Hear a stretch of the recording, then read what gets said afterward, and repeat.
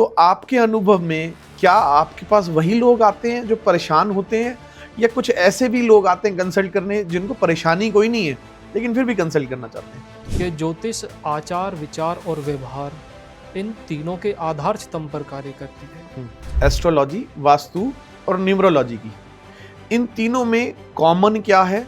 इन तीनों को कैसे हम जोड़ सकते हैं?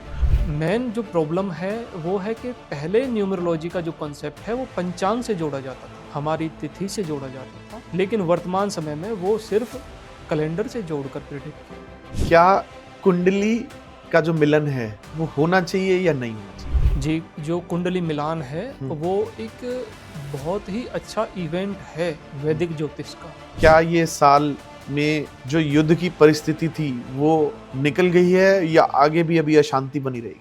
ज्योतिष भविष्यवाणियों का टूल नहीं है।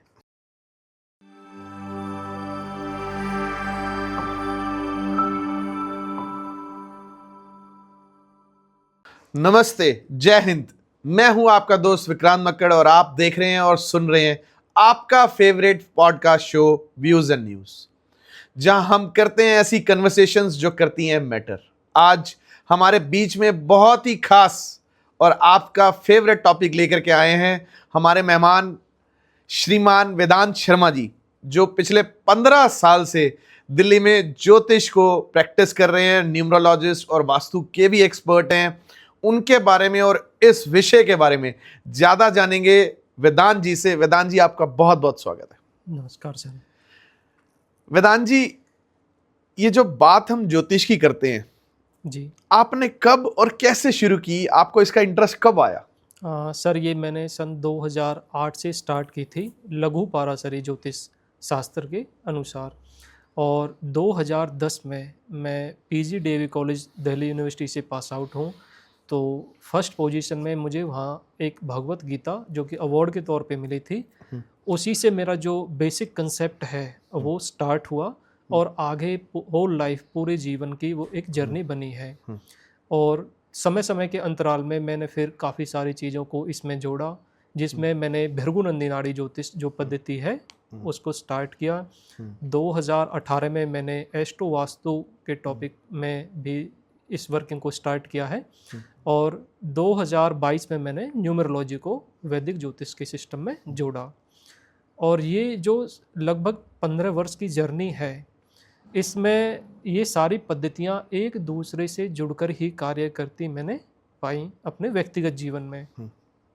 और जो भी मेरी रिसर्च है, मैंने अभी लगभग 9732 जन्म कुंडलियों पर रिसर्च की है, वर्किंग रखी है, जिसमें वैदिक ज्योतिष सिस्टम के साथ साथ वास्तु, एस्ट्रो वास्तु और न्यूमरोलॉजी को जोड़कर हमने उससे संबंधित जो प्रिडिक्शंस हैं और जो उसके अलाइनमेंट हैं उसको कार्य करते हुए काफ़ी अच्छे ढंग से पाया है। वेदांत जी, हमने बहुत बार देखा है जब लोग ना परेशान होते हैं अपने रिलेशनशिप्स को लेकर के, अपनी करियर को लेकर के, अपने बिजनेस को लेकर के, या फिर अपनी लाइफ की किसी भी प्रॉब्लम को लेकर के, तब ज़्यादातर लोग कंसल्ट करने के लिए एस्ट्रोलॉजर या फिर वास्तु या न्यूमरोलॉजिस्ट के पास आजकल जाते हैं। तो आपके अनुभव में क्या आपके पास वही लोग आते हैं जो परेशान होते हैं, या कुछ ऐसे भी लोग आते हैं कंसल्ट करने जिनको परेशानी कोई नहीं है लेकिन फिर भी कंसल्ट करना चाहते हैं? देखिए, ज्योतिष के कुछ छोटे छोटे आयाम हैं। जब हम वैदिक ज्योतिष को स्टार्ट करते हैं तो जो हमारे टीचर्स ने, हमारे गुरु ने हमें सिखाया कि ज्योतिष आचार, विचार और व्यवहार इन तीनों के आधार स्तंभ पर कार्य करती है। तो जो व्यक्ति परेशान है वो व्यक्ति उसके आचार से, विचार से और व्यवहार से एक भाव को, एक भावना को प्रदर्शित करता है, और इसी के अनुरूप कोई भी एस्ट्रोलॉजर उस कार्य को स्टार्ट करता है। इसमें जो सबसे महत्वपूर्ण चीज़ है हमारे लिए वो किसी की date of birth, time of birth, place of birth है, और उसी के अनुसार हम एक व्यक्ति की जन्म कुंडली पर कार्य कर पाते हैं। मेडिकल एस्ट्रोलॉजी के क्षेत्र में हमें वास्तु को इंक्लूड करने के साथ हाउस मैप की ज़रूरत पड़ती है, क्योंकि एक व्यक्ति की जो डिजीज़ है बीमारी है वो उसके घर से जुड़ी हुई होती है और वही योग उसकी जन्म कुंडली के अनुसार कार्य कर रहे होते हैं। उसकी महादशा, अंतर्दशा, पितृंतर दशा, प्राण दशा और सूक्ष्म दशा के अंतर्गत। वेदांत जी, क्योंकि लोग जब आते हैं अपनी परेशानी को लेकर के और एक्सपेक्ट करते हैं कि हम अपने जीवन शैली में कुछ बदलाव करें या कैसे करें कि हमारी जो समस्या है उसका हल निकाला जा सके, तो आपके 15 साल के पिछले अनुभव में जब से आप प्रैक्टिस कर रहे हैं, ऐसा कोई क्लाइंट या ऐसी कोई स्टोरी आप शेयर करना चाहेंगे जिसमें आपसे कंसल्टेंसी लेकर के उन्हें बहुत बड़ा बदलाव देखने को मिला हो और ट्रेमेंडस ऐसा चेंज आया हो कि उनका जीवन सरल हो गया हो? देखिए, सोशल मीडिया सबसे बड़ा प्लेटफॉर्म है एस्ट्रोलॉजी के लिए और हमारे 9 ग्रह हैं।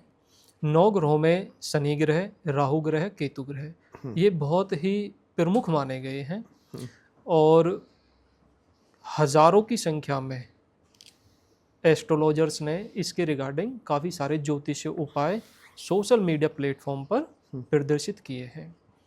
लेकिन मेरे व्यक्तिगत लाइफ में जो सबसे बड़ा ज्योतिषीय उपाय है वो प्रकृति है, नेचर। आप कुदरत को जैसा देते हैं वो वैसा ही डिलीवर करती है, वापस आपको भेजती है। दूसरी चीज़ जो पर्सनल लाइफ का एक्सपीरियंस है कि एक विषम से विषम परिस्थिति में जो सबसे अच्छा ज्योतिष उपाय है वो सब्र है।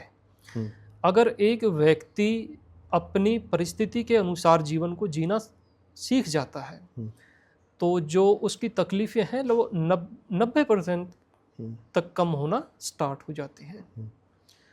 और ज्योतिष उपाय के लिए बहुत सारी पद्धति और श्रृंखला हैं जो कार्य करती हैं, लेकिन इसमें थोड़ा सा प्रॉब्लम तब होती है जब एक व्यक्ति अपने व्यक्तिगत जीवन में परेशान है और वो प्रतिदिन एक नए ज्योतिष उपाय को प्रयोग में लाता है और लगभग कुछ समय के बाद उसका ज्योतिष और ज्योतिष आचार्य दोनों से विश्वास खत्म हो जाता है। तो अगर कोई भी ज्योतिष उपाय हम प्रकृति के अनुसार करते हैं तो वो काफ़ी अच्छा परिणाम देखने के लिए मिलता है। वेदांत जी, जैसे किसी चीज़ में बिलीफ होना जरूरी होता है, अगर हम उसमें बिलीव करते हैं तो फिर हमें चेंजेस भी समझ आते हैं। अब बात अगर हम एस्ट्रोलॉजी की या वास्तु की करते हैं तो बिलीफ के साथ साथ ना मिसकंसेप्शंस भी होते हैं। तो ऐसे कुछ मिसकंसेप्शंस जो आपने पिछले अपने अनुभव के सालों में देखे हों, जो लोगों को एस्ट्रोलॉजी और वास्तु को लेकर के स्पेसिफिकली हों, जिसको आप आज हमारे व्यूअर्स को बताना समझाना चाहें कि ये मिसकंसेप्शन सिर्फ एक मिसकंसेप्शन ही है? देखिए, किसी भी कार्य को करने का तरीका उस कार्य की पहचान बनता है। काफ़ी सारे दोष हैं जिसको लोग सही और गलत के दायरे में खड़ा करते हैं। एक ऐसा ही विषय है हमारा काल सर्प दोष, मांगलिक दोष।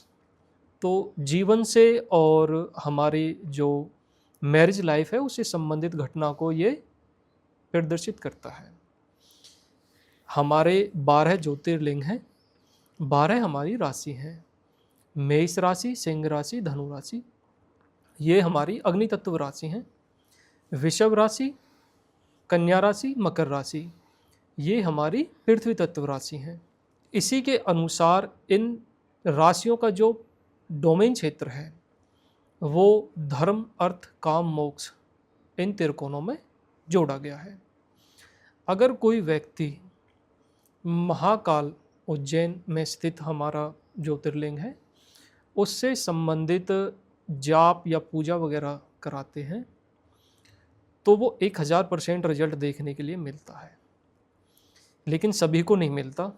इसका कारण है, अगर मेष राशि का व्यक्ति है तो सप्तम भाव में तुला राशि है और महाकाल ज्योतिर्लिंग जो है वो तुला राशि से संबंधित घटना से जुड़ा हुआ है।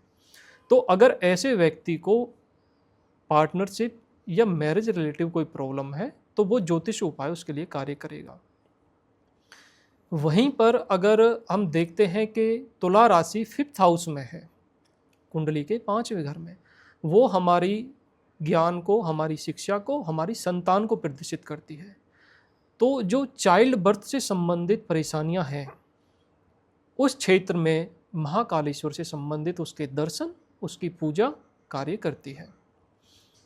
इसी हिसाब से 12 राशियों का जो प्रदर्शित प्रारूप है वो 12 ज्योतिर्लिंगों के अनुसार अलग अलग कार्य करता है, और इसी के अनुरूप हमारे अन्य भी देवी देवताओं का इसमें योगदान है। राहु ग्रह से संबंधित अगर कोई महादशा, अंतरदशा, प्रत्यंतर दशा ऑपरेट है और व्यक्ति को परेशानी है, तो वो वृंदावन की परिक्रमा के द्वारा, खाटू श्याम जी के दर्शन के द्वारा, एक ज्योतिष उपाय जो कि प्राकृतिक है और उसका काफ़ी अच्छा रिजल्ट देखने के लिए उसके जीवन में मिलता है।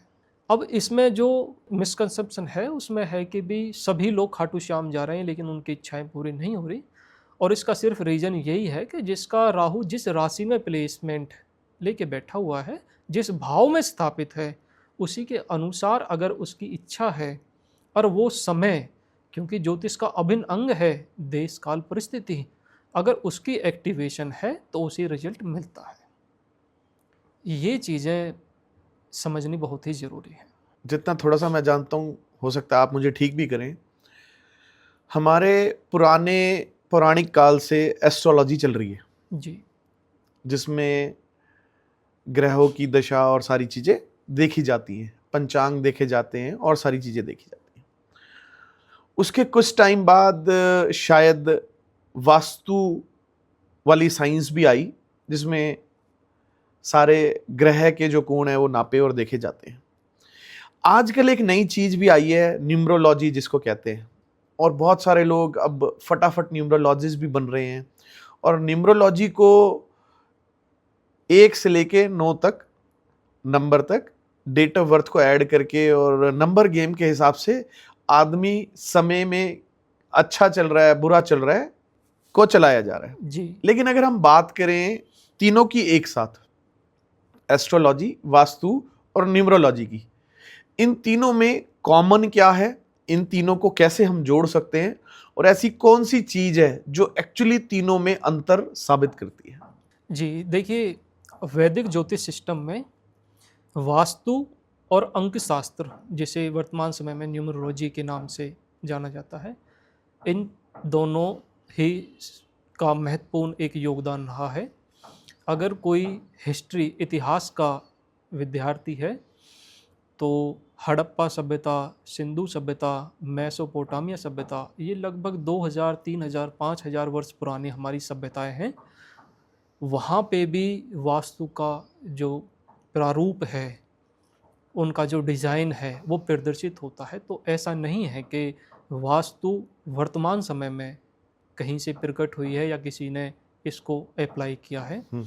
हाँ, इतना ज़रूर है कि लगभग कुछ वर्ष पहले, 10-12 वर्ष पहले, खुशदीप बंसल जी हैं, तो वो वास्तु के काफ़ी अच्छे टीचर साबित हुए हैं। उन्होंने इस पे काफ़ी अच्छी रिसर्च की है।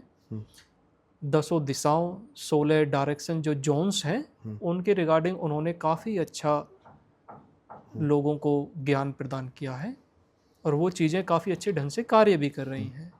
न्यूमरोलॉजी जो है वो हमारी वैदिक सिस्टम से ही चली आ रही है, लेकिन मेन जो प्रॉब्लम है वो है कि पहले न्यूमरोलॉजी का जो कॉन्सेप्ट है वो पंचांग से जोड़ा जाता था, हमारी तिथि से जोड़ा जाता था, लेकिन वर्तमान समय में वो सिर्फ कैलेंडर से जोड़कर प्रेडिक्ट किया गया है, और इसी की वजह से बहुत सारी जो प्रेडिक्शंस हैं वो मिसमैच होती हैं, फेल हो जाती हैं। वेदांत जी, अगर हम बात करें एस्ट्रोलॉजी की सबसे पहले, क्योंकि अच्छा, आप इस चीज़ को कैसे देखते हैं? क्या कुंडली का जो मिलन है वो होना चाहिए या नहीं होना चाहिए? जी, जो कुंडली मिलान है वो एक बहुत ही अच्छा इवेंट है वैदिक ज्योतिष का, अगर उसे करने वाला व्यक्ति सही हो, उसके तरीके सही हों। वर्तमान समय में जो चीज़ें प्रॉब्लम फेस करनी पड़ रही हैं कुंडली मिलान से संबंधित, उसका रीज़न है कि हम मेल और फीमेल चार्ट की कुंडली को एक एप्लीकेशन में डालते हैं, और उसके बाद रिजल्ट आता है कि 36 में से 32 गुण मिल चुके हैं। और ये जो शादी है, ये शादी का जो वर वधू का जोड़ा है, ये बिल्कुल स्वर्ग से बन के आया है, बहुत अच्छी लाइफ चलेगी। और अधिकतर कई केसों में देखा गया है कि 6 महीने के भीतर भीतर वो डिवोर्स की परिस्थिति फेस करनी पड़ती है। कुंडली मिलान का जो कंसेप्ट है, वो अगर पंचांग के अनुरूप कार्य करे तो वो 100% काफ़ी अच्छा रिजल्ट देता है। पंचांग ज्योतिष का सबसे महत्वपूर्ण स्तंभ है, लेकिन वर्तमान समय में जो परेशानी है कि एस्ट्रोलॉजर उसका प्रयोग नहीं करते। तिथि, नक्षत्र, योग, करण, होरा, चौगड़िया, ये बहुत ही अच्छा प्रारूप है एक व्यक्ति के जीवन को सही रूप से सुचारू करने के लिए। और ज्योतिष का जो कंसेप्ट है, वो किसी के जीवन को सुगम बनाना है, सरल बनाना है, ना कि उसके अंदर डर पैदा करना। शनि की महादशा, राहु की टेढ़ी नज़र, राहु केतु, ये चीज़ ऐसे बिगड़ जाएगी, ये सारी चीज़ें सिर्फ लोगों के अंदर भय पैदा करती हैं, कोई भी अच्छा सॉल्यूशन प्रदान नहीं करती। अभी क्योंकि हमने कुंडली मिलन और शादी का कितने गण मिल करके कितना अच्छा होना आपने अभी जैसा बताया, तो एक सवाल मेरे मन में आता है। मैं काफ़ी बार हमारे जो मित्र और भी हैं जो एस्ट्रोलॉजी या फिर न्यूमरोलॉजी में प्रैक्टिस कर रहे हैं, उनसे भी पूछता हूँ। मैं आपसे पूछना चाहूँगा वेदांत जी, अगर हम बात हमारे मर्यादा पुरुषोत्तम भगवान श्री राम की करते हैं, तो उनकी तो शिक्षा भी गुरुकुल में हुई, उनका बचपन भी ऋषि मुनियों और संतों के साथ निकला। तो क्या जब उनकी शादी और विवाह की बात हुई होगी, तो उनका पंचांग और उनकी कुंडली मिलन देखा गया होगा, नहीं देखा गया होगा? क्योंकि उनकी जो शादी है उसमें पहले तो 14 साल का जब वनवास हो जाता है, तो माँ सीता भी, रावण उनको हर करके ले जाते हैं और अलग हो जाती हैं, और जब वो वापस आती भी हैं लंका विजयी होकर के, जब भगवान श्री राम वापस आते हैं, तो भी वो धरती में समा जाती हैं। तो वो जो उनका विवाह है वो भी राइट लेफ्ट हो गया, तो ऐसा क्यों हुआ? क्या कुंडली मिलान तब होता था या क्या चीज़ है? जी, देखिए, धर्म एक बहुत ही बड़ा विषय है, और इसमें सबसे बड़ी समस्या ये है कि हम इसके बारे में बात बहुत ही कम शब्दों में करना पसंद करते हैं। रामायण के अंदर भगवान राम, उनके जो भाई हैं, अनुज हैं, और जो कुछ महत्वपूर्ण जो बिंदु हैं, जो लोग हैं, हम सिर्फ उन्हीं के बारे में जानते हैं। और उस समय पे हजारों लाखों लोगों की जनसंख्या रही है, उनके विषय में हम नहीं जानते। लेकिन जो ये महत्वपूर्ण बिंदु हैं, जो कि हमारे लिए एक ईश्वर के या एक अच्छे सामाजिक प्रतिबिंब के तौर पर प्रदर्शित किए गए हैं, हम उनकी अच्छाई और बुराइयों को ही समझते हैं और उसी पर हम बात करना पसंद करते हैं। ये एक विषय है कि माँ सीता को त्रेता युग में सबसे अधिक संघर्ष करना पड़ा। अब इससे भी थोड़ा सा पीछे अगर आप देखते हैं, तो भगवान विष्णु नारायण रूप को एक ऋषि की पत्नी की हत्या के कारण एक श्राप दिया था ऋषि ने, जिसके अनुरूप उन्हें अपनी पत्नी वियोग को फेस करना था व्यक्तिगत जीवन में। त्रेता युग से जब द्वापर युग में हम जाते हैं, तो भगवान कृष्ण की जो माता हैं, उनको 14 वर्ष कारखाने में अपने भाई कंस के वहाँ बिताने पड़े। तो ये जो प्रारूप है, एक व्यक्ति का वरदान, दूसरे का श्राप, एक दूसरे से जुड़ा हुआ है। ये वेदों में ही मेंशन है हमारे कि एक जो घटना है वो वर्तमान की किसी घटना से जुड़ी हुई है। रावण को लोग दिल्ली एनसीआर में तो खासकर मतलब एक नेगेटिव छवि के रूप में प्रस्तुत करते हैं। आप अगर त्रेता से थोड़ा सा पीछे जाते हैं तो देखते हैं कि भगवान विष्णु के जो द्वारपालक हैं जय और विजय, सनद कुमार के द्वारा उन्हें श्राप दिया गया था, जिसी के कारण उन्होंने भगवान विष्णु के प्रकोप के भाजन बनने का प्रारब्ध चुना और उस व्यक्तिगत जीवन को उन्होंने अपने पूरे कुटुंब के साथ फेस किया। अब सिर्फ ये कहना कि माँ सीता ने ये सारी परेशानियां झेली हैं, जितने भी अवतार हुए हैं, भगवान शिव के अवतार हैं, भगवान विष्णु के अवतार हैं, आप देखिए प्रत्येक अवतार में कोई ना कोई श्राप और वरदान उनके जीवन की गाथा से जुड़ा हुआ है। ये चीजें सिंबॉलिक हैं। अब एक व्यक्ति परेशान है, हमारे पास आता है, चाहे वो मैरिज लाइफ में हो या व्यक्तिगत लाइफ में हो, और वो एक ज्योतिषीय व्यक्ति से आके एक उपाय की डिमांड करता है, तो सबसे पहले चीज़ें यहाँ पे समझनी पड़ती हैं कि ये चीज़ हमारे प्रारब्ध से जुड़ी हुई हैं, और प्रारब्ध के अनुरूप ही हमारे जीवन में संघर्ष आते हैं और वो हमें फेस करने पड़ते हैं। अगर एक व्यक्ति उस चीज़ को सब्र के अनुसार जोड़ता है तो वो काफ़ी हद तक चीज़ें धीरे धीरे कम और ख़त्म हो जाती हैं। धर्म बहुत बड़ा विषय है, अगर आप उस पर चर्चा करें तो आज से 500 वर्ष के बाद जो सूर्य ग्रहण या चंद्र ग्रहण होगा, ये हमारे वेदों के अनुसार ही पंचांग में मेंशन है, जुड़ा हुआ है। तो इतना रिसर्च या इतनी उम्र हमारी नहीं हुई हम अभी के हम धर्म के ऊपर इतने बड़े विषय को सही और गलत साबित कर सकें। कुंडली मिलान का जो मेन पर्पज है वर्तमान समय में, ये चीज़ें प्राचीन समय से भी कार्य कर रही हैं, ऐसा नहीं है आज से ही है। मेल और फीमेल, एक लड़का लड़की की कुंडली में कोई दोष है तो प्राचीन समय में क्या होता था कि लड़का या लड़की किसी भी एक पर्सन का नाम चेंज करा देते थे और उस नाम के अनुसार जो राशि जो नक्षत्र है वो दोष लगभग खत्म हो जाता था। आज भी हम उसी पद्धति को यूज करते हैं, लेकिन जो मेन प्रॉब्लम है ये कुंडली मिलान में बिंदु वाली, ये थोड़ा सा चिंता का विषय है, क्योंकि किसी व्यक्ति के जीवन में जो प्रभाव है वो उसके पंचांग का है, उसके लगन स्वामी का है, उसके नक्षत्र स्वामी का है, उन नंबर्स का नहीं है। अगर दो लोगों के विचार मिलते हैं तो उनका व्यक्तिगत जीवन अच्छा चलता है, और जो चीज़ें पैसे से या दबाव से खड़ी की जाती हैं वो अच्छा रिजल्ट नहीं दे पाते, चाहे वो हस्बैंड वाइफ के बीच हो, शिक्षक और गुरु के बीच हो, एम्प्लॉय या बॉस के बीच हो, तो वो सारी चीज़ें ज्योतिष के एक प्रारूप में ही खड़ी हैं। वेदांत जी, मैं एक बहुत ही स्पेसिफिक सवाल आपसे करना चाहूँगा। आप जानते हैं हमारे देश में आज एक भजन सम्राट की छवि में विख्यात एक भजन गायक हैं कन्हैया मित्तल जी।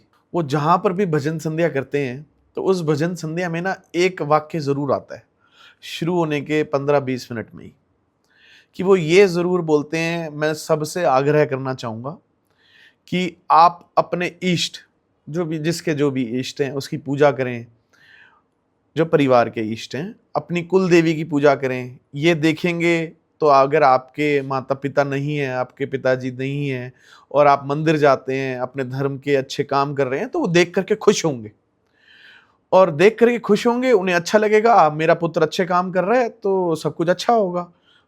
और वो ये लाइन साथ बोलते हैं कि पितृदोष कुछ नहीं होता है। पितृदोष तो अपने आप ठीक हो गया कि जब एक पिता ने देखा मेरा बेटा अच्छा काम कर रहा है, अपने धर्म को फॉलो कर रहा है, अपने इष्ट की पूजा कर रहा है, अपनी कुल देवी की पूजा कर रहा है, मंदिर जा रहा है जहां मैं चाहता था उसको जाए, वो वो खुश होगा ही, हमारे पितृ तो हमसे नाराज होंगे नहीं।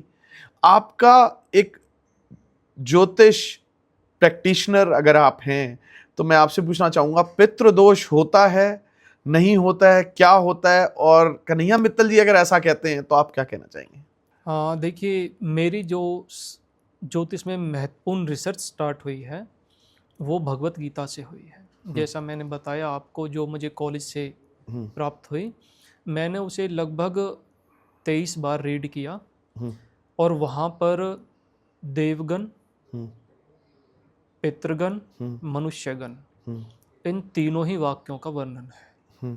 देवगण भी हैं, मनुष्यगण भी हैं और पितृगण भी हैं। और जो वास्तु पुरुष मंडल में 45 देवताओं का निवास स्थान है, 33 कोटि देवता और 12 असुर, जिससे कि भूमि का निर्माण हुआ है और जो हमारे ग्रंथों में मेंशन है उनका वर्णन भी भगवत गीता में है। अब जैसे आपने एक स्पेसिफिक सेलिब्रिटी का नाम लिया कि उन्होंने बोला ये सारी चीज़ें इस हिसाब से हैं, तो 12 राशियां होती हैं हमारी। एक घर में 10 सदस्य हैं और आप देखिए कि सभी की राशि अलग है, तो उनके विचार भी आपको डिफरेंट मिलेंगे। मिल सकता है। कुछ लोग आस्तिक होंगे, कुछ लोग नास्तिक होंगे, कुछ ईश्वर को मानेंगे, कुछ लोग ऐसे होंगे जो घूमना फिरना पसंद करेंगे, कुछ ऐसे होंगे जो पूजा अर्चना ज़्यादा करना पसंद करेंगे। तो हर किसी का जो वैचारिक मत है वो अपनी जगह सही है, क्योंकि मेरी जन्म की जो लगन उदय हुई है मैं उसी के अनुसार अपने व्यक्तिगत जीवन को जीऊँगा। मेरे जीवन में जो भी संघर्ष आएगा मैं उसे उसी के अनुसार फेस करूँगा। पितृदोष एक महत्वपूर्ण दोष है और 1000% कार्य करता है। ज्योतिष में जो सबसे महत्वपूर्ण चीज़ है वो सीखने के समय हमें कहानियों के तौर पर प्रचलित जो हमारी काफ़ी सारी छोटी छोटी कहानियाँ हैं सिंबॉलिक, उनसे काफ़ी मदद मिलती है। अब एक छोटी सी ऐसी कहानी है, काफ़ी प्राचीन है, कि एक गुरु जी थे और उनके एक मेल और एक फीमेल शिष्य थे। तो गुरुजी को जो भी दान मिलता, 1 पैसा 2 पैसा 3 पैसा, वो सभी उसे इकट्ठा कर लेते और वो उसे इकट्ठा कर रहे थे काफ़ी वर्षों से। और वो कहते थे उनसे कि भाई मुझे 4 धाम की यात्रा करनी है और इसके बाद मेरा जीवन सफल होगा। एक समय के बाद वो जो उनके शिष्य और शिष्या हैं वो उस धन को लेकर वहाँ से चोरी कर कर भाग गए। नेक्स्ट जन्म में उनके पुत्र के रूप में गुरुजी का जन्म हुआ और एक उम्र के बाद लगभग 6-7 वर्ष के बाद गुरुजी बहुत बीमार पड़े और काफ़ी सारे इलाज के बाद गुरुजी सही नहीं हुए। तो लास्ट टाइम जो माता पिता थे वो काफ़ी हताश हुए कि भाई हमने अपनी सारी पूंजी खर्च कर दी, लेकिन सभी वैद्यों को अच्छे से अच्छे वैद्य को दिखाया लेकिन कोई रिजल्ट नहीं मिला और हमारा बच्चा हमारे हाथ से बाहर है। तो बच्चा मुस्कुराया और उसने जवाब दिया कि बेटे रो क्यों रहे हो, ये तो बदलाव है, जो तुमने मेरे साथ किया था मैं उसको बराबर करके जा रहा हूँ। ज्योतिष में यही कंसेप्ट देखने के लिए मिलता है कि जब किसी मेल और फीमेल जातक की कुंडली में, दोनों की कुंडली में मकर राशि में गुरु बृहस्पति हों और यही योग सप्तमांश कुंडली में हो पंचम भाव में, तो चाइल्ड बर्थ का इशू 1000% होता है। 10-10, 12-12 वर्ष के बाद भी बच्चे नहीं हैं।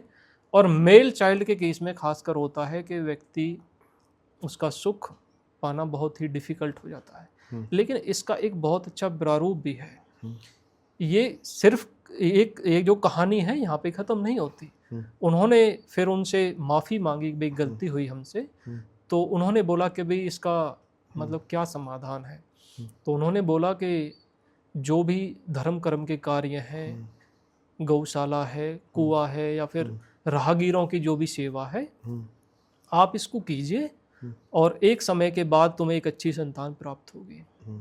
वर्तमान कंटेस्ट में यही ज्योतिष उपाय हमें देखने के मिलता है IVF टेक्नोलॉजी के तौर पर। वो भी साइंस है, ये भी साइंस है। 10-12 वर्ष से चाइल्ड बर्थ का इशू है और उसके बाद मेडिकल के द्वारा वहाँ पे चाइल्ड बर्थ हो रहा है।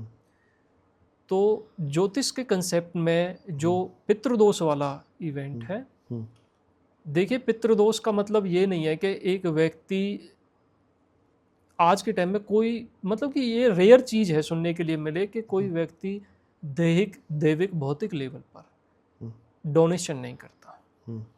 चाहे कोई अपने स्वीपर को ही दान कर रहा है, कोई किसी गरीब को दे रहा है, कोई किसी गौशाला में दे रहा है, कोई कहीं भी, मतलब कोई किसी गरीब की मदद कर रहा है। लेकिन आज के टाइम में लगभग 99% लोग इस क्रिया में जुड़े हुए हैं। और जो आप पितृदोष वाली बात कर रहे हैं, इसमें कुछ चीज़ हमारे प्रारूप से भी जुड़ी हुई हैं, जैसा कि देश काल परिस्थिति हमारा सिंबल है ज्योतिष का। एक लड़की की उम्र 30 वर्ष है और जब उससे शादी की रिगार्डिंग कोई बात होती है तो उसका पहला जवाब होता है कि सर मैं शादी नहीं करना चाहती, मेरी इच्छा नहीं है, लेकिन घर वालों का प्रेशर है, दबाव है कि मेरी वजह से छोटे भाई बहनों की शादी नहीं हो रही। तो इसमें पितृदोष कार्य नहीं कर रहा, इसमें कार्य करती है हमारी मानसिकता। अगर आप अपने बच्चे को एक उम्र के समय पे, चाहे शादी का हो, चाहे एजुकेशन का हो, चाहे प्रोफेशन का हो, अगर आप सही से गाइड करते हैं तो वो फिर चीज़ें हम लाइफ में फेस नहीं करते। वेदांत जी, अगर बात वास्तु की करते हैं तो क्या वास्तु हम सबकी हेल्थ से जुड़ी हुई बात को समझने के लिए है और उसकी रेमेडीज के लिए, या हेल्थ से बढ़कर के भी है? देखिए, जैसा कि वैदिक ज्योतिष का एक महत्वपूर्ण स्तंभ है वास्तु, और ये कार्य करता है। लेकिन इसमें थोड़ा सा प्रॉब्लम ये है कि अगर मैं आपसे कहूँ कि साउथ ईस्ट डायरेक्शन में लाल कलर करने से या फिर लाल बल्ब जलाने से आपके पास धन का आगमन हो जाएगा और आप करोड़पति बन जाएंगे, तो ये मिसगाइड करने वाली चीज़ है। साउथ ईस्ट डायरेक्शन में लाल कलर करने से एक व्यक्ति के पास धन कब आएगा? जब व्यक्ति कुंभ लगन का व्यक्ति हो, सेकंड हाउस में मीन राशि और शुक्र ग्रह द्वितीय भाव में स्थापित हो और उत्तरा भाद्रपद नक्षत्र का प्रथम चरण हो। अब कंसेप्ट है, सबसे पहले हमने देखा लगन क्या है, उसके बाद देखा भाव क्या है, राशि क्या है, ग्रह कौन सा है और नक्षत्र कौन सा है। अब वो व्यक्ति अगर खाने से संबंधित, फूड से संबंधित, रेस्टोरेंट या कोई भी खाने से संबंधित कार्य है, उस कार्य में वो वर्किंग है, कर रहा है, तो उस समय जैसे शुक्र ग्रह की 20 वर्ष की महादशा है तो उसे अच्छा धन प्राप्त होता है। वहीं वो व्यक्ति LIC का कार्य कर रहा है या फिर रिसर्च से रिलेटिव वर्किंग है तो वो कुंडली का अष्टम भाव है, तो दोनों का 180 डिग्री का एंगल है। अब वो लाल कलर करने के बाद रिजल्ट नहीं आएगा तो वास्तु से भी विश्वास खत्म होगा और ज्योतिष से भी। तो सिर्फ एक सेंटेंस के अनुसार कोई भी चीज़ कार्य नहीं करती, उसमें काफ़ी सारी लेयर्स जुड़ी होते हैं। अगर उसके अनुसार आप कार्य करेंगे तो रिजल्ट 1000% है। एक आम इंसान के लिए वास्तु रिलेटेड कोई एक ऐसी चीज आप बताना चाहेंगे हमारे व्यूअर्स को जिससे कि उनकी लाइफ में थोड़ी सी हैप्पीनेस बनी रहे? देखिए, वास्तु के 2 एंगल हैं, एक वास्तु, एक एस्ट्रो वास्तु। वास्तु का कंसेप्ट जो है वो हमारा कालपुरुष कुंडली, जो हमारे कालपुरुष कुंडली भगवान विष्णु की है उसके अनुसार है। उसमें जो 12 भाव हैं वो जुड़े हुए हैं और उसी के अनुसार जो हमारी 10 दिशाएं हैं और 16 जोन्स हैं, उन्हीं के अनुसार 33 देवता और 12 असुरों का जो स्थान है वो कार्य करता है और सभी की लाइफ में कार्य करता है। एस्ट्रो वास्तु, इसका जो प्रयोग है वो हम मेडिकल एस्ट्रोलॉजी में करते हैं। कोई व्यक्ति एक लंबे समय से बीमार है, 5 वर्ष 10 वर्ष, और उसमें भी कुछ बीमारियां ऐसी हैं जैसे कि कैंसर से संबंधित कोई पेशेंट है, मैस्कुलर डिस्ट्रॉफी से संबंधित पेशेंट है, तो उसके लिए एस्ट्रो वास्तु काफ़ी अच्छा कार्य करता है। अगर आप उसकी अलाइनमेंट को जोड़कर कार्य करते हैं, उसके नक्षत्र, उसके पंचांग और उसके हाउस मैप को अच्छे से स्टडी करके अगर कार्य करते हैं तो काफ़ी अच्छा रिजल्ट देखने के लिए मिलता है। मैं वेदांत जी एक चीज़ और पूछना चाहूँगा, क्योंकि बात अगर न्यूमरोलॉजी की है, बात अगर ज्योतिष की है, बात अगर ग्रहों की दशा की है, दिशा की है, और आज हम वर्तमान में 2025 में बैठे हैं, तो 2025 जो साल हुआ उसमें हमने भारत पाकिस्तान का युद्ध तक, ऑपरेशन सिंदूर जो अभी हुआ है वो देख लिया। तो आप इसको किस नज़र से देखते हैं? क्या ये साल में जो युद्ध की परिस्थिति थी वो निकल गई है या आगे भी अभी अशांति बनी रहेगी? देखिए, मेरी पर्सनल जो ऑब्जर्वेशन है, ज्योतिष भविष्यवाणियों का टूल नहीं है। इसे एक गलत प्रारूप में लोग यूज करते हैं। मैंने भी देखा इसे और काफ़ी अच्छा कुछ देखने के लिए मिला कि जब युद्ध स्टार्ट हुआ तो हजारों की संख्या में हमारे एस्ट्रोलॉजर भाई थे जिन्होंने लंबी चौड़ी वीडियो बना के वहाँ पे डाली हुई थी कि तृतीय विश्व युद्ध होगा और भारत की विजय होगी, भारत धर्मगुरु होगा, सैकड़ों कंट्रियों को हरा देगा। और जैसे ही सीज फायर का अनाउंस हुआ, लगभग 1 घंटे में सभी की वीडियो वहाँ से डिलीट हो गई। 2025 वर्ष अच्छा होगा या बुरा होगा, ये प्रत्येक व्यक्ति, लगभग 140 करोड़ की जनसंख्या है हमारे देश की, एक राशि के 12 करोड़ लोग एक देश में रहते हैं। क्या सभी का जीवन एक जैसा है? नहीं है। भविष्यवाणी 2020 में भी हुई थी कोरोना की रिगार्डिंग कि 4 नंबर राहु का है और क्या विनाश करके, मतलब ये सारी चीजें होंगी। लेकिन 2022 में कहीं ज्यादा मृत्यु कोरोना से देखने के लिए मिली। प्रेडिक्शन जो है ना, वो व्यक्तिगत तौर पे अच्छा कार्य करती है, ना कि किसी को डराने के लिए। एक व्यक्ति आपके पास आया कंसल्टेशन के लिए कि सर मेरे व्यवसाय से संबंधित परेशानी है, ये पर्सनल है मेरा कंसल्टेशन में। तो मैंने उनसे बोला कि date of birth, time of birth, place of birth. तो मैंने उनसे पूछा कि बच्चे को कोई परेशानी है? उन्होंने बोला कि कुछ समय से हेल्थ इशू है, उसके दोनों पैर कार्य नहीं करते, वो उसमें कंपन बनी हुई है। तो मैंने बोला कि आप थोड़ा सा उस पर फोकस कीजिए। तो बोला नहीं उसकी कोई दिक्कत नहीं है, आप प्रोफेशन के रिगार्डिंग बताइए। उनकी कुंडली में शनि ग्रह सिंह राशि में 5वें हाउस में था। उस समय उसकी महादशा अंतरदशा ऑपरेट थी और सूर्य 11वें हाउस में विराजमान था, कुंभ राशि में।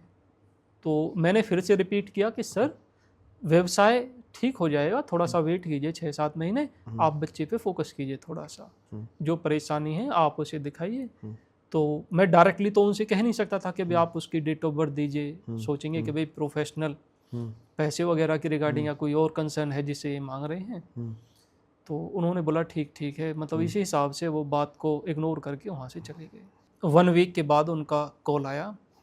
तो फिर उन्होंने बोला कि सर मैंने दिल्ली एनसीआर के काफ़ी बड़े बड़े हॉस्पिटल्स में बच्चे को दिखाया, जो हड्डियों से संबंधित डॉक्टर हैं, और मुझे कोई रिजल्ट नहीं मिला। आपने बोला था बच्चे की डेट ऑफ बर्थ के लिए, तो ये डेट ऑफ बर्थ है, एक बार आप देख के बताइए। तो मैंने बोला सर आप बच्चे को किसी न्यूमरोलॉजी से संबंधित जो डॉक्टर हैं उसे आप एक बार कंसल्ट कीजिए। बोला नहीं सर आप समझे नहीं, बच्चे के पैरों में दिक्कत है, उसमें कंपन है। मैंने फिर से रिपीट किया सर आप मस्तिष्क से संबंधित किसी डॉक्टर को बच्चे को दिखाइए। तो जो उनके रिलेटिव थे उन्होंने थोड़ा सा उन पर प्रेशर डाला, तो वो फिर नेक्स्ट डे बच्चे को लेके गए। तो माइंड में, हमारे मस्तिष्क में एक पिट्यूटरी ग्रंथि होती है, तो वहाँ पे थोड़ा सा डॉक्टर्स को कुछ इम्बैलेंस लगा ब्रेन से संबंधित कुछ जगह। तो उन्होंने कुछ समय, मतलब लगभग 2-3 महीने उस बच्चे को मेडिसिन्स वगैरह पे रखा और बच्चा ठीक हो गया। तो उसके बाद फिर उनसे मेरी मुलाकात हुई, तो उन्होंने बोला कि सर मतलब बच्चे को तो पैर में दिक्कत थी। मैंने बोला था आपने ये क्यों कहा कि भाई वहाँ जाना है?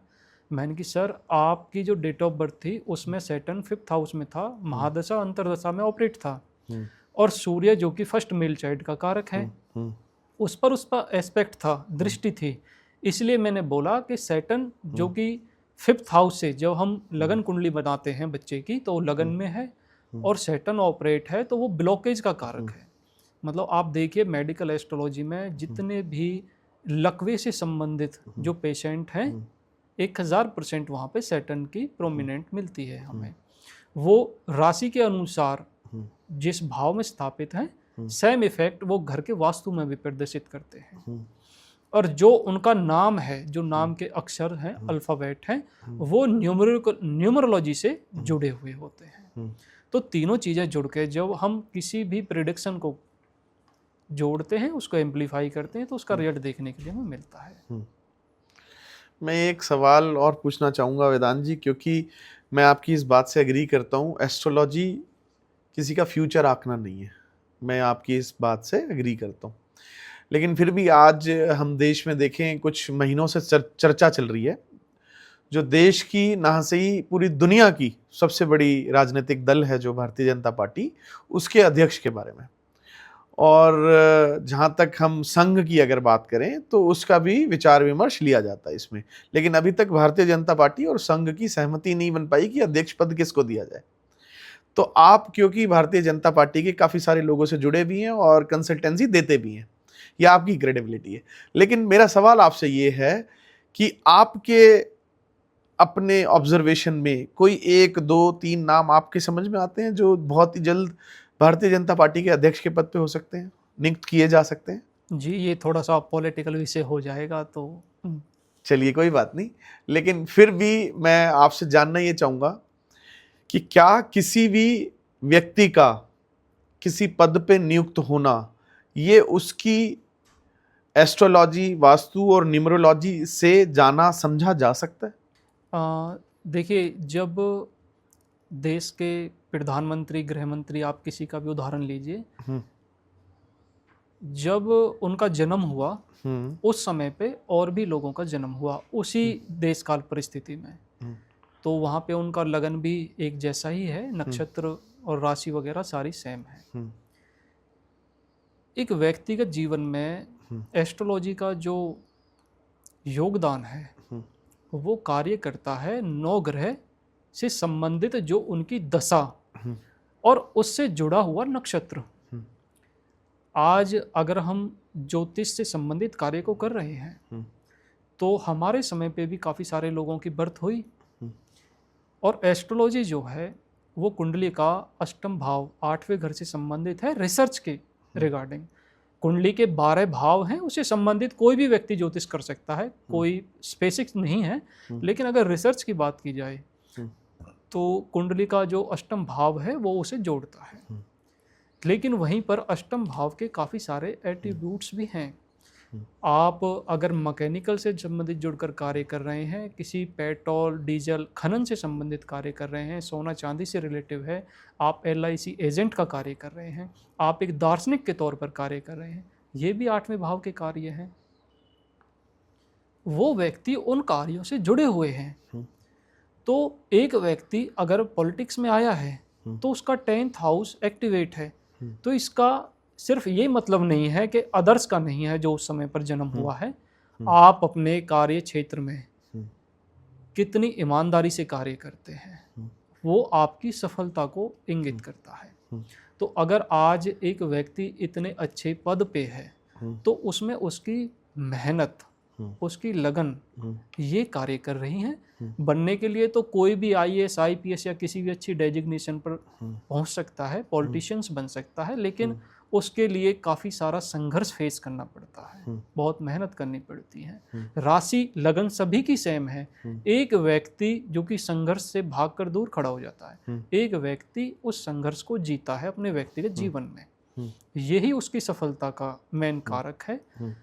दशा सिर्फ ऑपरेट करती है चीज़ों को। गुरु बृहस्पति की महादशा है, एक व्यक्ति को अच्छा वैचारिक विचार प्रदान करेगी। सैटर्न की महादशा है, व्यक्ति को कर्मठ बनाएगी, संघर्षशील बनाएगी।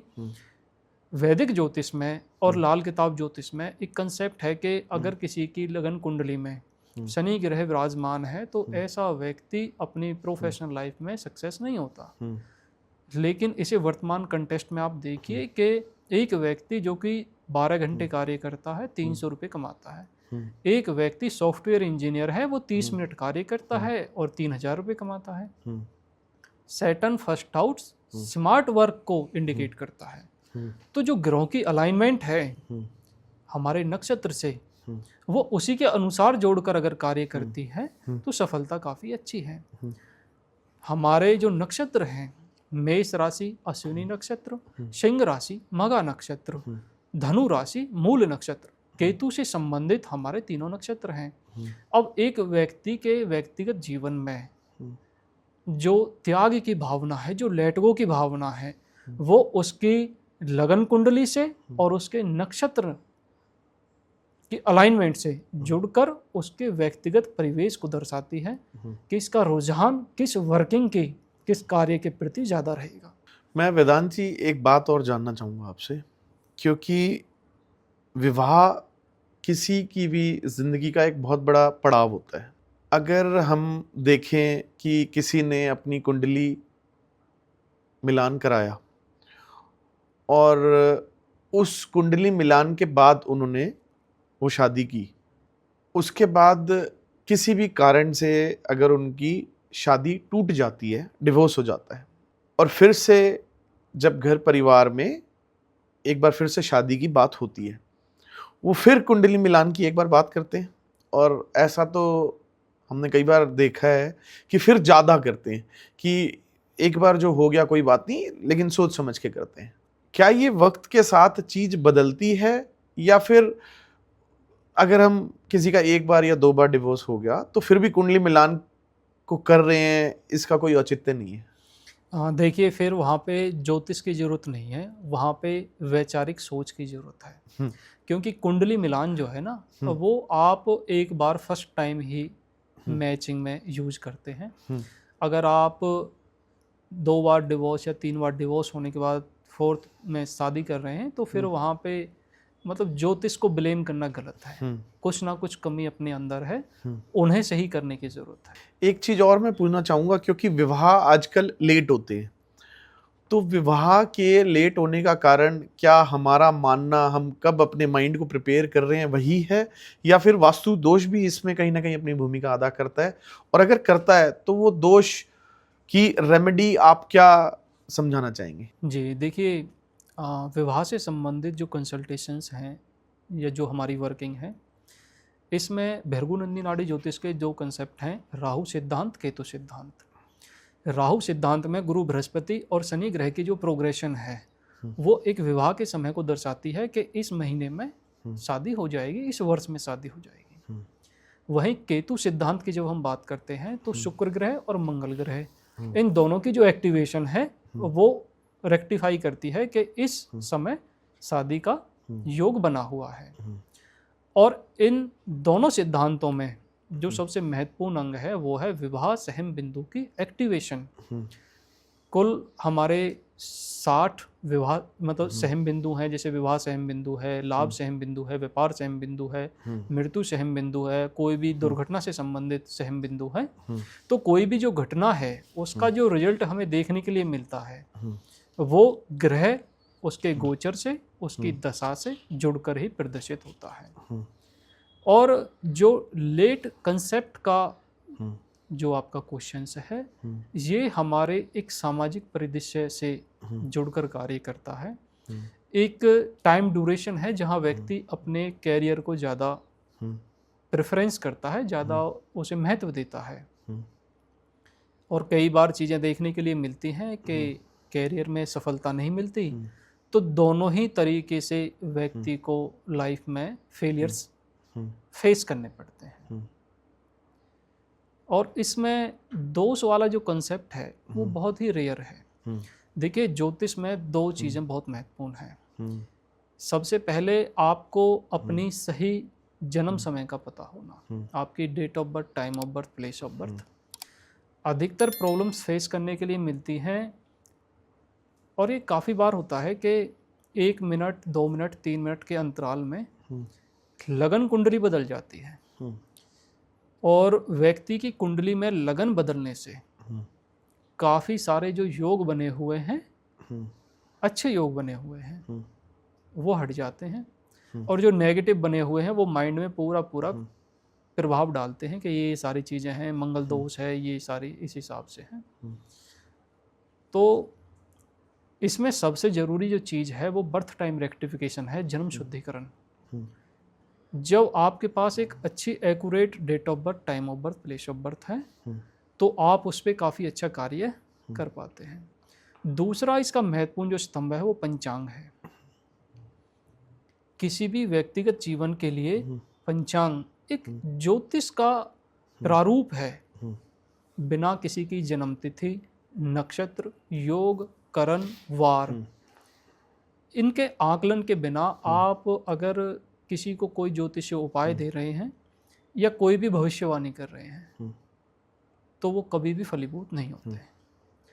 और फिर लास्ट टाइम पे वो चीज़ें फिर एस्ट्रोलॉजी के अगेंस्ट ही प्रचार कर रही होती हैं, उसे डिफेम कर रही होती हैं, बदनाम कर। वरदान जी, एक बहुत ही महत्वपूर्ण सवाल आपसे पूछना चाहूँगा और मैं चाहूँगा इसका उत्तर आप ज़रूर दें। एक चीज़ होती है वैवाहिक जीवन, एक चीज़ होती है राजयोग। राजयोग से मेरे कहने का मतलब है इलेक्शन लड़ना, जीतना, पॉलिटिक्स में आगे बढ़ना। अब हमारे देश में अगर वर्तमान परिस्थिति की बात करें तो ऐसा दूर से दिखता है कि अगर इंसान वैवाहिक जीवन से थोड़ा सा दूर है तो उसका राजयोग अच्छा हो जा रहा है। चाहे हमारे देश के प्रधानमंत्री हो नरेंद्र मोदी जी, चाहे उत्तर प्रदेश के मुख्यमंत्री हो योगी जी, चाहे हमारे अभी हरियाणा के जो मुख्यमंत्री थे मनोहर लाल खट्टर जी, तो ये इनके राजयोग बहुत अच्छे हुए। 2-2 बार प्रधानमंत्री, 2 बार मुख्यमंत्री, 2 बार मुख्यमंत्री रहे और वैवाहिक जीवन अलग था। ये इत्तेफाक है या संयोग है? देखिए, राहुल गांधी जी भी इसमें शामिल हैं। राहुल गांधी जी, आपने बहुत अच्छा, क्योंकि ये मेरा अगला सवाल होने वाला था। वैवाहिक जीवन से तो वो भी परे हैं, तो उनका राजयोग अभी पीछे रह गया है या आप इस पे कैसे इस चीज को देखते हैं? देखिए, जो आपने अभी नाम गिनाए वर्तमान समय में भारत के जो पॉलिटिशियंस हैं और काफ़ी सारे बिजनेसमैन्स भी हैं इंडिया के ही, इनमें एक चीज़ बहुत कॉमन है, ये सारे के सारे केतु प्रोमिनेंट व्यक्ति हैं। केतु ग्रह एक व्यक्ति के जीवन में इतना संघर्ष प्रदान करता है कि व्यक्ति का अपने आप से लगाव खत्म हो जाता है और एक स्थिति ऐसी होती है कि जहां व्यक्ति को खोने का डर नहीं रहता चीज़ों के प्रति, तो वो अपने लिमिट से ज़्यादा चीज़ों को क्रॉस कर पाता है, एक संघर्ष को कर पाता है और वही परिणाम के तौर पर उसके व्यक्तिगत जीवन में देखने के लिए मिलता है। जब व्यक्ति संघर्ष में होता है तो लोग उसे प्रेफरेंस नहीं करते, उसे तवज्जो नहीं देते और उसकी कामयाबी के बाद ये चीज़ें थोड़ा सा ज़्यादा हाईलाइट होती हैं कि ये कितने अच्छे प्रारूप से, कितने अच्छे तरीके से चीज़ें फलीभूत हो पाई हैं, एक अच्छा जो परिणाम है उसे व्यक्तिगत जीवन में मिला है। तो ऐसा नहीं है कि कोई व्यक्ति अगर उसकी मैरिड लाइफ ख़राब है तो उसकी कुंडली में राजयोग है। राजयोग सभी की कुंडली में होते हैं। जैसे आपका अम्ला योग है, सुनफा योग है, पंचमहाभूत योग है, धन योग है, वैशी योग है, विपरीत राजयोग है, लक्ष्मी नारायण योग है। तो सैकड़ों योग हैं जो हमारे वैदिक ज्योतिष सिस्टम में जुड़े हुए हैं, लेकिन जो उसके रिजल्ट की बात है वो रिजल्ट उसी व्यक्ति को प्राप्त होता है जो उसके लिए लड़ता है, संघर्ष करता है, मेहनत करता है। तो ये चीज़ कहना कि भाई कोई व्यक्ति शादी नहीं करेगा वो एक अच्छा पॉलिटिशियंस हो जाएगा, गलत है। क्योंकि देश से अलग विदेश में भी जैसे अब्राहम लिंकन है और काफ़ी अच्छे अच्छे पॉलिटिशियंस हुए हैं जिनको लोग आज भी याद करते हैं। वो एक सेलिब्रिटी हैं, एक प्रतीक चिन्ह है समाज के। तो ऐसा नहीं है कि भाई मैरिज का कंसेप्ट एक उस सेकंड वे में आप जोड़ कर देखें कि ये यहाँ सक्सेस देगा। मैं वेदांत जी एक चीज़ पूछना चाहूँगा, क्योंकि आज के युग में न्यूमरोलॉजी काफ़ी हावी हो रही है और नंबरों को जोड़ा और तोड़ा जा रहा है। अभी हमने पीछे देखा भी है और सुनने में भी आता है कि आजकल लोग मोबाइल नंबर भी अपने न्यूमरोलॉजिस्ट से समझ कर लेना पसंद कर रहे हैं। तो इस बात को आप किस तरीके से देखते हैं और क्या कहना चाहेंगे? क्या मोबाइल नंबर हमारे जीवन में प्रभाव डालता है? जी देखिए, न्यूमरोलॉजी का जो ये कंसेप्ट है, जैसे कि मैंने भी सोशल मीडिया पे काफ़ी बार देखा है कि 2 नंबर चंद्रमा का, 4 नंबर राहु, 8 नंबर शनि, ये आपके अगर मोबाइल नंबर में शामिल हैं तो आपकी प्रोफेशनल लाइफ, आपकी व्यक्तिगत लाइफ को ख़राब कर देंगे। मैंने अपनी पूरी लाइफ में जो एस्ट्रोलॉजी की मेरी रिसर्च रही है, मेरी एज ए स्टूडेंट, मैंने नहीं देखा किसी की कुंडली में चंद्रमा नहीं है या राहु नहीं है या शनि नहीं है। जब प्रकृति ने सभी को 9 के 9 ग्रह दिए हुए हैं, आप उनके प्रभाव से कैसे बचेंगे? सेकंड, कोई भी ग्रह अच्छा और बुरा है ही नहीं, आप उसे अपनी व्यक्तिगत जीवन में कैसे जी रहे हैं वो चीज़ें डिफाइन करेंगी ना व्यक्तिगत लाइफ को। तो वेदांत जी कह सकते हैं क्या आज न्यूमरोलॉजी हमारे युवकों को, हमारे युवाओं को मिसगाइड कर रही है? देखिए, अब इसमें जो महत्वपूर्ण चीज़ है वो सभी के लिए है, मेरे लिए भी है, कि कोई चीज़ अगर हमें सरलता से प्राप्त होती है तो हम उसे ज़्यादा अप्रिशिएट करते हैं अपने जीवन में। 3 घंटे की क्लास में हमें पूरा न्यूमरोलॉजी समझ में आ जाती है कि भाई 1 नंबर सूर्य का, 2 चंद्रमा, 4 नंबर राहु, 3 नंबर गुरु, 9 नंबर मंगल, ये इसका एंटी, ये इसका मित्र, ये इसका शत्रु, और ये सारी चीज़ें इस तरीके से हैं, कार्य कर रही हैं। लेकिन हाँ, लगभग पिछले 15 वर्ष में मैंने जो ज्योतिष में रहा है चीज़ें, मुझे लगता है कि मैं अभी सिर्फ 1 या 2% ही एक विद्यार्थी के तौर पर ज्योतिष को सीख पाया हूँ। तो लोगों का क्रेज थोड़ा इसलिए भी ज़्यादा है कि 2-3 घंटे में चीज़ें समझ में आ जाती हैं कि भाई 16 तारीख बेकार है या 28 अच्छी है, 21 इस तरीके से। तो डेट ऑफ बर्थ भी, जी देखिए, डेट ऑफ बर्थ, अब मेन चीज़ वो है कि डेट ऑफ बर्थ में भी तो वही अंक को यूज कर रहे हैं, चाहे लोसु गुरुड को यूज करें, चाहे न्यूमरोलॉजी को यूज करें। जो चीज़ नहीं है उसका अल्टरनेट खड़ा कर रहे हैं, क्योंकि लोगों में जब डर पैदा होता है तो व्यापार अच्छा चलता है, सच्चाई है। तो ऐसा हम कह सकते हैं कि क्या हमारे व्यूअर्स को आप कहना चाहेंगे कि न्यूमरोलॉजी के नंबरों में अपने जीवन को घूमते घूमते ना फंसाएं, बल्कि अगर कुछ जानना ही है, समझना ही है जीवन शैली को, तो एस्ट्रोलॉजी माध्यम बनाएं?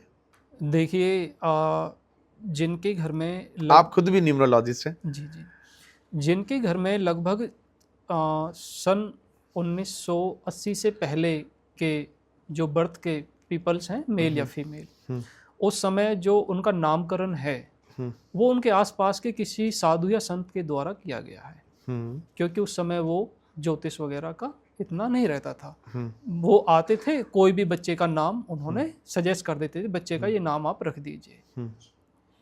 अगर आज भी आप पंचांग के अनुसार उस व्यक्ति के व्यक्तिगत लाइफ को देखते हैं, उस नाम के अनुसार ही कार्य करेगी। वर्तमान समय में नहीं करती, क्योंकि साधु और स्वाधु में थोड़ा सा डिफरेंस है, वो चीज़ें रही नहीं। इसलिए मैंने बोला कि लगभग 1980 से पहले की जो चीज़ें थी।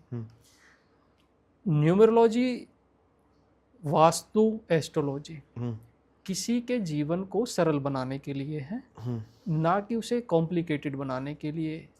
मतलब डर नहीं होना चाहिए, ज्योतिष का मेन पर्पज ये नहीं है। अगर कोई व्यक्ति मानसिक तनाव से परेशान है या फिर किसी और फिजिकल प्रॉब्लम है कोई, तो आप देखिए न्यूमरोलॉजी कैसे कार्य करती है। एक व्यक्ति सिंह लगन का व्यक्ति है, सिंह लगन के व्यक्ति के अष्टम भाव में मीन राशि साउथ ईस्ट डायरेक्शन को रिप्रेजेंट करती है, और सूर्य उत्तरा भाद्रपद नक्षत्र में विराजमान है। तो ऐसे व्यक्ति को आप बोलिए कि सर आप साउथ ईस्ट जो डायरेक्शन है ना, वहाँ पे हल्दी का स्वास्तिक बनाना स्टार्ट कीजिए। वास्तु के तौर पे भी, न्यूमरोलॉजी के तौर पे भी, और ज्योतिष के तौर पे एक अच्छा रिजल्ट वहाँ मिलेगा। अब आप उससे कहें कि भाई आपके लिए तो 16 तारीख वाला व्यक्ति गलत है, या फिर आप इस किचन को तोड़ दीजिए, आप इस मंदिर को यहाँ से वहाँ कर दीजिए। कोई व्यक्ति अगर कपड़े खरीदने के लिए भी जाता है ना, तो महादशा, अंतरदशा, प्रत्यंतर दशा, प्राण दशा, सूक्ष्म दशा, सबसे छोटा पार्ट है हमारा सूक्ष्म दशा। उस दिन 9 ग्रह में जो ग्रह एक्टिवेट होगा वो व्यक्ति उसी के अनुसार कपड़े लेके आएगा। शुक्र ग्रह ऑपरेट है ना, तो उसे लग्जरी आइटम ही चाहिए उस समय। वो 200 या 300 रुपए की शर्ट नहीं लेगा, वो ब्रांडेड लेगा, 1000-1200 रुपए से कम नहीं लेगा। वहीं पर अगर केतु है तो वो बिल्कुल सादा कपड़े लेगा। वही सारी चीज़ें, चाहे वो मोबाइल नंबर खरीदना हो, चाहे फर्नीचर खरीदना हो, चाहे आप किसी से कोई व्यापारिक डील भी कर रहे हैं, थॉट प्रोसेस उस दिन का वो ग्रह अपने रिजल्ट को प्रदर्शित करता है। ये ज्योतिष है।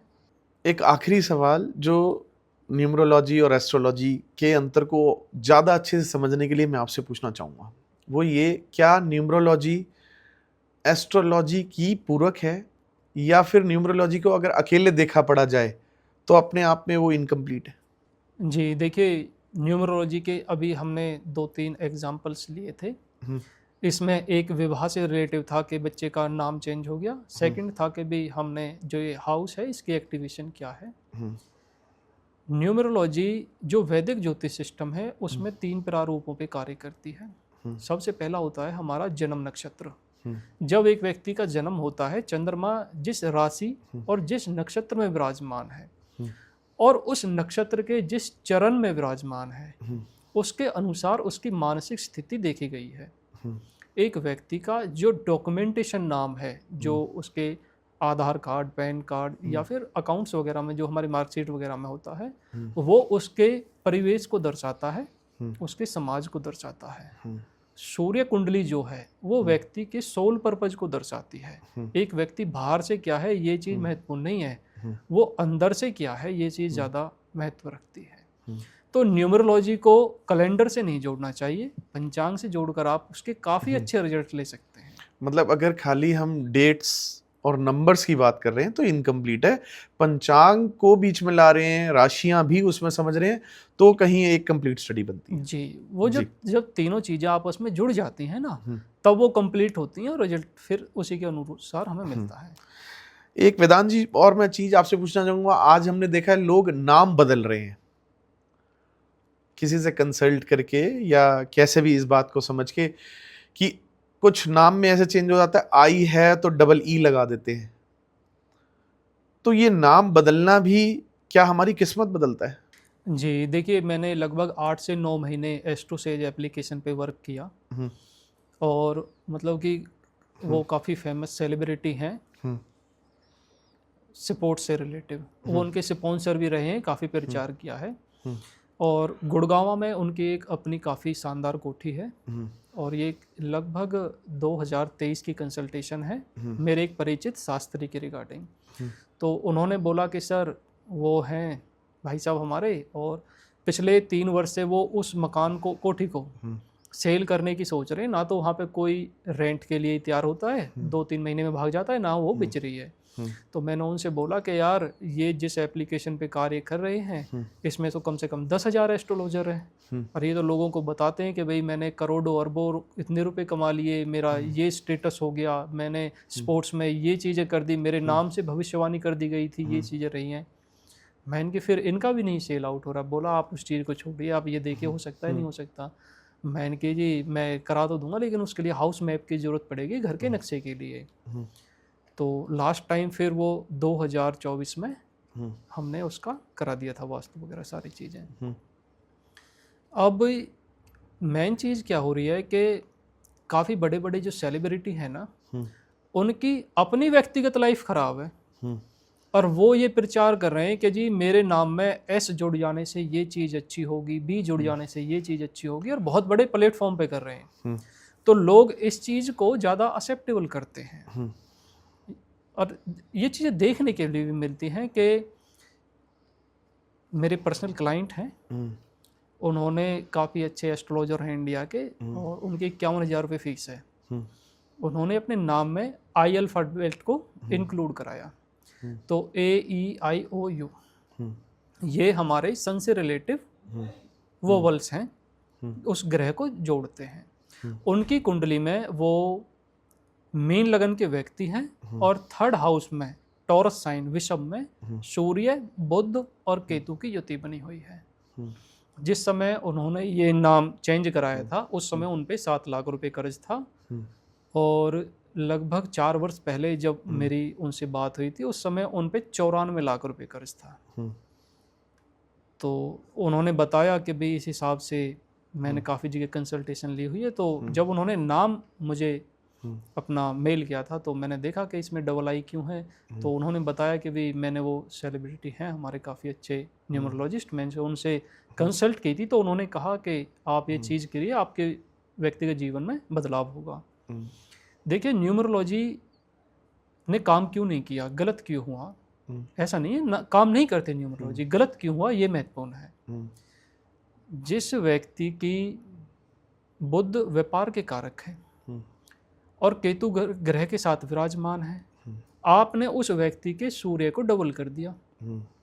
सन और केतु के जो एट्रीब्यूट हैं वो होता है किसी कार्य को जड़ जमीन से जुड़कर कार्य करना, और सन और राहु के जो कार्य हैं वो होता है किसी कार्य को बहुत बड़े लेवल पे करना, लिमिटलेस करना, मतलब जहाँ आपको सोचना ना पड़े कि भाई ठीक है 1 करोड़ रुपए का लोन ले लिया हो जाएगा, देख लेंगे आगे सब अच्छा रहेगा।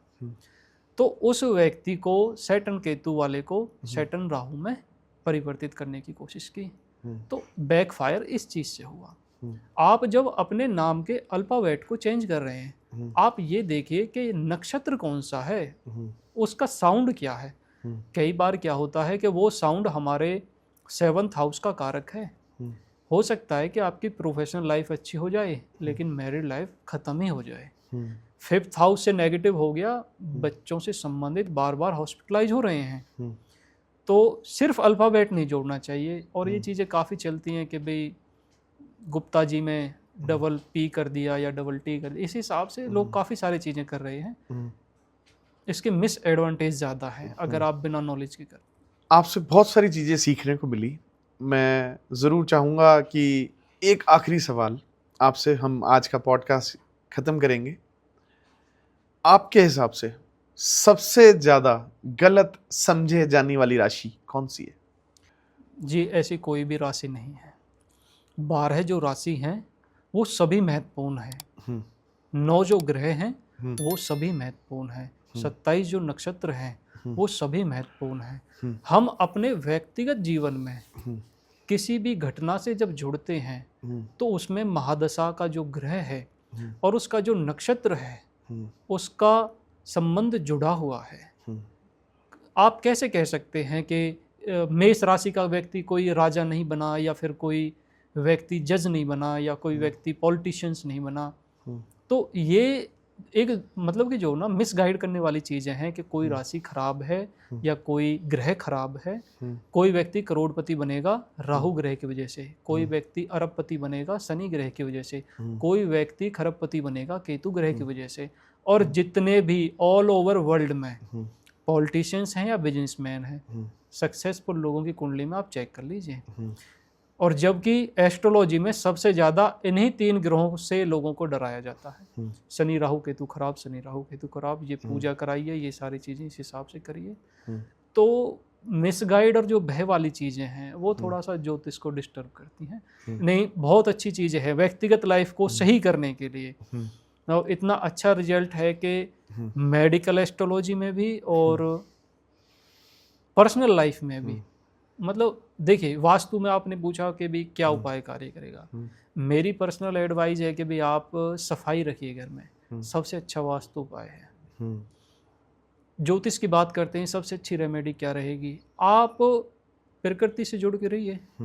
आप ये सोच के रखिए कि भाई जो चीज़ आप उसे दे रहे हैं वो रिफ्लेक्ट होनी है। 1000 में से लगभग 32 कुंडलियाँ ऐसी रहीं मेरी पर्सनल रिसर्च में कि ऐसा महसूस होता था कि भाई हमें ज्योतिष आते ही नहीं है। बहुत लंबे समय तक उस पर हमने काम किया और उसका एक बहुत अच्छा निष्कर्ष देखने के लिए फिर जीवन में मिला कि इन लोगों की व्यक्तिगत जीवन में ना सबसे ज़्यादा संघर्ष है। कोई भी ज्योतिष उपाय, कोई भी पूजा पाठ, ये सारी चीज़ें कार्य कर ही नहीं रहे। वहाँ पर उनका प्रारब्ध जो है ना वो सबसे महत्वपूर्ण जुड़ाव करता है। तो ज्योतिष उपाय में प्रकृति से जुड़िए, नेचर से जुड़िए। और एक पर्सनल एडवाइस, मतलब जो 32 कुंडलियों में सबसे ज़्यादा चीज़ें हमने देखी कि अगर कोई व्यक्ति अपने व्यक्तिगत जीवन में बहुत परेशान है, आप उसके बुरे का कारक मत बनिए। और समाज में ये चीज़ देखने के लिए मिलती है कि अगर एक व्यक्ति का समय खराब है तो उसकी दुर्गति करने वाले उसके अपने ही होते हैं। और जब ये चीज़ उन्हें खुद फेस करनी पड़ती है तो फिर एस्ट्रोलॉजर के पास भी जाते हैं, बाबाओं के पास जाते हैं, तांत्रिकों के पास जाते हैं और रिजल्ट 0 होता है। क्योंकि कुछ चीज़ें ऐसी हैं जिनकी गलतियों की माफ़ी नहीं है। सेम एक मेरी पर्सनल रिसर्च है इसमें कि मेष राशि, सिंह राशि, धनु राशि, ये हमारी धर्म त्रिकोण राशि है। वृषभ राशि, कन्या राशि, मकर राशि, ये हमारी अर्थ त्रिकोण राशि है। अर्थ त्रिकोण राशि में जो हमारी कन्या राशि है, इसका एट्रीब्यूट है हमारा रोग ऋण शत्रु। तो इसकी वर्किंग है हमारी डॉक्टर, वकील और जो लोग ब्याज पे काम करते हैं, ब्याज से संबंधित जिनका है। सैटर्न केतु कंजंक्शन वाला व्यक्ति जब भी सुसाइड करेगा, मतलब एक बोलते हैं कि अकाल मृत्यु, अनएक्सपेक्टेड डेथ जो है, और उसके कारक ये 3 व्यक्ति हों, इनकी 3rd जनरेशन ख़त्म हो जाती है। और मेरे अपने रिसर्च में मैं इन लोगों का कोई भी कंसल्टेशन नहीं कर पाया, होता ही नहीं है, कुदरत सपोर्ट ही नहीं करती। आप अगर किसी से ये कहें कि भाई आपको जाके ये धूप बत्ती दान करनी है या मंदिर में प्रसाद चढ़ाना है, वो व्यक्ति 10,000 रुपये किसी पार्टी में खर्च कर देगा, लेकिन 10 रुपये की धूप बत्ती खर्च नहीं करेगा, क्योंकि प्रकृति सपोर्ट नहीं करती चीज़ों के लिए। तो मेन चीज़ सबसे महत्वपूर्ण जो ज्योतिष में है वो हमारे विचार को, हमारे व्यवहार को ज़्यादा इंगित करती है। तो वेदांत जी, आपने एस्ट्रोलॉजी, वास्तु और न्यूमरोलॉजी के अंतर, एक दूसरे के पूरक कैसे हैं, इनमें दोष क्या हैं, रेमेडीज़ क्या हैं, बहुत अच्छी अच्छी बातें बताई और हमारे व्यूअर्स को बहुत कुछ आपसे जानने को मिला होगा। आपने जो विचार और व्यवहार की बात बताई, आपने जो ये बताया कि एस्ट्रोलॉजी सिर्फ किसी के फ्यूचर को बताना नहीं है, ये सारी बातें हमारे व्यूअर्स ने बहुत ही ध्यान से सुनी होंगी। और मैं मानता हूं अगर किसी का कोई भी सवाल हो या वेदांत जी से डायरेक्ट कनेक्ट करना चाहता हो तो कमेंट सेक्शन में ज़रूर बता दें, और ये ज़रूर बताएं आपको हमारा आज का पॉडकास्ट कैसा लगा। ऐसे ही बहुत सारे पॉडकास्ट हम लेकर के आपके लिए आते रहेंगे, क्योंकि व्यूज़ एंड न्यूज़ जहां करती हैं कन्वर्सेशंस मैटर। अगर आपको ये पॉडकास्ट अच्छा लगा हो तो ज़रूर लाइक कीजिएगा, और अगर अभी तक चैनल सब्सक्राइब नहीं करा है तो ज़रूर कर दें। आपका बहुत बहुत धन्यवाद वेदांत जी हमारे बीच में आ जाने के लिए। धन्यवाद।